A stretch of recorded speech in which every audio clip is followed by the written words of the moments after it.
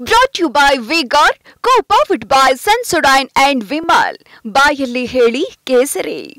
Associate sponsor Ultratech Cement.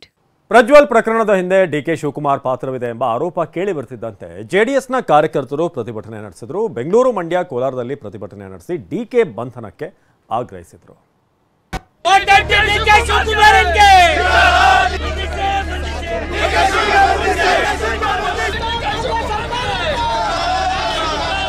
ಚಪ್ಪಲಿ ತೋರಿಸಿದ್ರು, ಘೋಷಣೆ ಕೂಗಿದ್ರು, ಟೈರ್ಗೆ ಬೆಂಕಿ ಹಾಕಿದ್ರು. ಕನಕಪುರ ಬಂಡೆ ವಿರುದ್ಧ ದಳಪತಿಗಳು ಬೆಂಕಿ ಉಗುಳಿದ್ರು. ವಿಡಿಯೋ ಬಿಡುಗಡೆ ಹಿಂದೆ ಡಿಸಿಎಂ ಡಿಕೆ ಕೈವಾಡ ಆರೋಪ. ಡಿಕೆ ಶಿವಕುಮಾರ್ ಬಂಧಿಸುವಂತೆ ಆಗ್ರಹಿಸಿ ಜೆಡಿಎಸ್ ಪ್ರತಿಭಟನೆ. ಪ್ರಜ್ವಲ್ ಪ್ರಕರಣದಲ್ಲಿ ವಿಡಿಯೋ ಬಿಡುಗಡೆ ಹಿಂದೆ ಡಿಸಿಎಂ ಡಿಕೆ ಶಿವಕುಮಾರ್ ಪಾತ್ರ ಇದೆ ಅಂತ ಬಿಜೆಪಿ ಮುಖಂಡ ದೇವರಾಜಗೌಡ ನಿನ್ನೆಯಷ್ಟೇ ಆರೋಪ ಮಾಡಿದ್ರು. ಈ ಆರೋಪ ಕೇಳಿ ಬರ್ತಿದ್ದಂತೆ ಜೆಡಿಎಸ್ ಕಾರ್ಯಕರ್ತರು ಬೀದಿಗಿಳಿದಿದ್ದಾರೆ. ಡಿಕೆ ಶಿವಕುಮಾರ್ರನ್ನ ಬಂಧಿಸಬೇಕು ಅಂತ ಬೆಂಗಳೂರು, ಹಾಸನ, ಮಂಡ್ಯ, ಕೋಲಾರದಲ್ಲಿ ಬೃಹತ್ ಪ್ರತಿಭಟನೆ ನಡೆಸಿದ್ದಾರೆ. ಇದು ತಗೊಳ್ಳೋಣ. ಇದು ಇನ್ವರ್ಟರ್ ಎಸಿ. ನೀವು ಗ್ಯಾಮ್ಲರ್ ಅಲ್ವಾ? ಗ್ಯಾಮ್ಲರ್ ಜೂಜಾಡ್ತಿರಲ್ವಾ? ನೀವು ಜೂಜಾಡ್ತೀರಾ? ಇಲ್ಲ, ಯಾರು ಏನು ಹೇಳಿದ್ರು ಅಂತ ನೀನು ಎಷ್ಟು ಕಾಸ್ಟ್ಲಿ ಹಾಗೂ ಡೆಲಿಕೇಟ್ ಎಸಿ ತಗೊಂಡು ಸ್ಟೆಬಿಲೈಸರ್ ತಗೊಳ್ಳಿಲ್ಲ ಅಂದ್ರೆ ಇದು ಜೂಜಾಟ ತಾನೇ.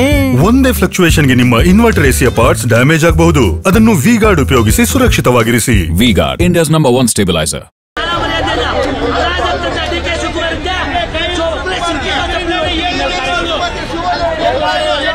ಬೆಂಗಳೂರಿನ ಜೆಪಿ ಭವನದ ಜೆಡಿಎಸ್ ಕಚೇರಿ ಬಳಿ ಪ್ರತಿಭಟನೆ ನಡೆಸಿದ ಜೆಡಿಎಸ್ ಕಾರ್ಯಕರ್ತರು ಟೈರ್ಗೆ ಬೆಂಕಿ ಹಚ್ಚಿ ಆಕ್ರೋಶ ಹೊರಹಾಕಿದ್ರು.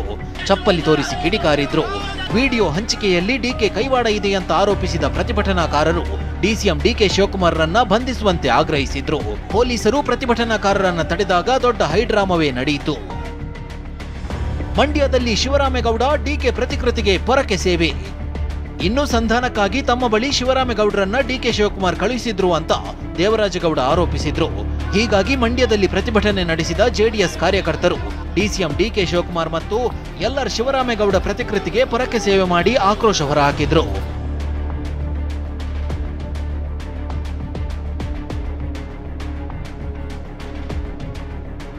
ಇನ್ನು ಕೋಲಾರ, ಹಾಸನದಲ್ಲೂ ಜೆಡಿಎಸ್ ಬಿಜೆಪಿ ಕಾರ್ಯಕರ್ತರು ಪ್ರತಿಭಟನೆ ನಡೆಸಿದ್ರು. ಮೋದಿ ಮತ್ತು ದೇವೇಗೌಡರ ಘನತೆಗೆ ಧಕ್ಕೆ ತರುವ ಯತ್ನ ನಡೆಯುತ್ತಿದೆ ಅಂತ ಆರೋಪಿಸಿದ್ರು. ಪ್ರಕರಣವನ್ನ ಸಿಬಿಐಗೆ ನೀಡಬೇಕು ಅಂತ ಒತ್ತಾಯಿಸಿದ್ರು. ನಾಳೆ ರಾಜ್ಯಾದ್ಯಂತ ಪ್ರತಿಭಟನೆಗೆ ಜೆಡಿಎಸ್ ಕರೆ. ಪ್ರಕರಣವನ್ನ ಸಿಬಿಐಗೆ ನೀಡುವಂತೆ ಆಗ್ರಹಿಸಿ ನಾಳೆ ರಾಜ್ಯಾದ್ಯಂತ ಪ್ರತಿಭಟನೆ ನಡೆಸಲು ಜೆಡಿಎಸ್ ನಿರ್ಧರಿಸಿದೆ. ಡಿಕೆ ವಿರುದ್ಧ ನಾಳೆ ದಳಪತಿಗಳು ರಾಜ್ಯಾದ್ಯಂತ ಬೀದಿಗಿಳಿದು ಹೋರಾಟ ನಡೆಸಲಿದ್ದಾರೆ.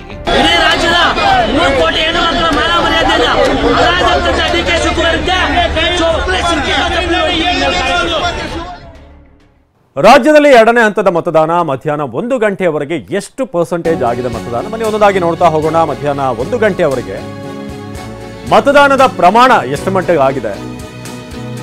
41.59% ಮತದಾನ ಆಗಿದೆ ಮಧ್ಯಾಹ್ನ 1 ಗಂಟೆಯವರೆಗೆ.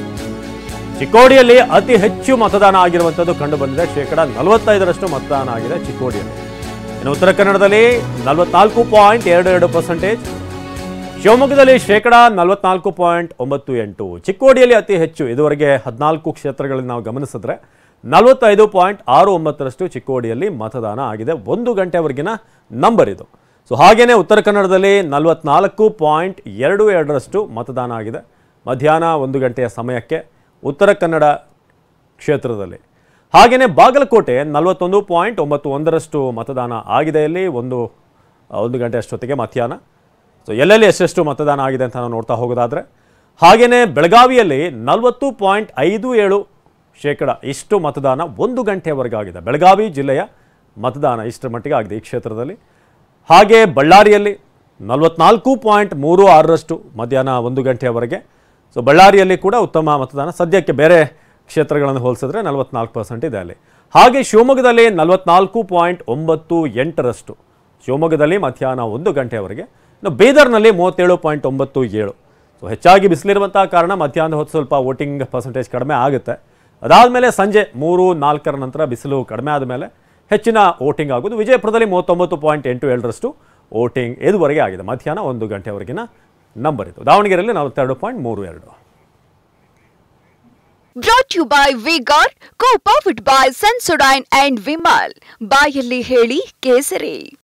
Associate sponsor Ultratech Cement.